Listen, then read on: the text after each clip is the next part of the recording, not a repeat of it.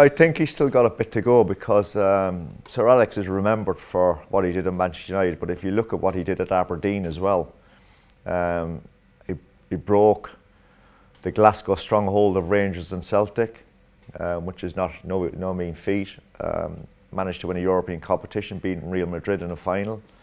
So when you look at what he did there, and then at Manchester United, the longevity, the amount of Premier Leagues, Cups that he won, and don't get me wrong, Guardiola's done brilliant at Barcelona and Bayern Munich and Manchester City, and I've no doubt wherever he goes after that, he'll have great success.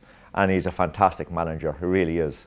The style he plays, and particularly this season, I think, he's just adjusted City a little bit, and they've been a great team to watch this year. But if you compare the two of them, I'd just say Guardiola's got a little bit to go yet. Well, I think if you go back to 1986 when he took over, Manchester United were a very, very average side, struggling to get any kind of rhythm at the club. A couple of cup wins in the 80s. When you think of the job he had to do, and over the next 27 years, first of all have the vision to get the academy up and going, and see young lads coming through, see I suppose that from the old British style, Irish style, Scandinavian style of football back in the late 80s, early 90s to a more European game in the 90s to a purely global game involving players going forward in the 2000s.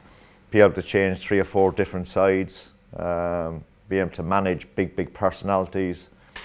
But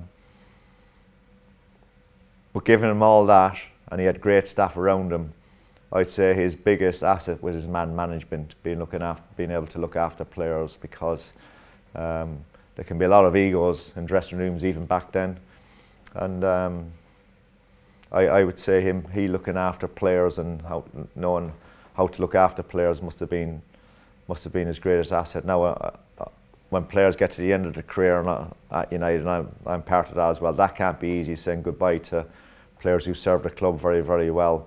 But that's part of his remit, and he wouldn't have liked that. But I think in general, 27 years, the longevity of what he did, the fact that Manchester United were bang average when he took over, and he left them in a really healthy place.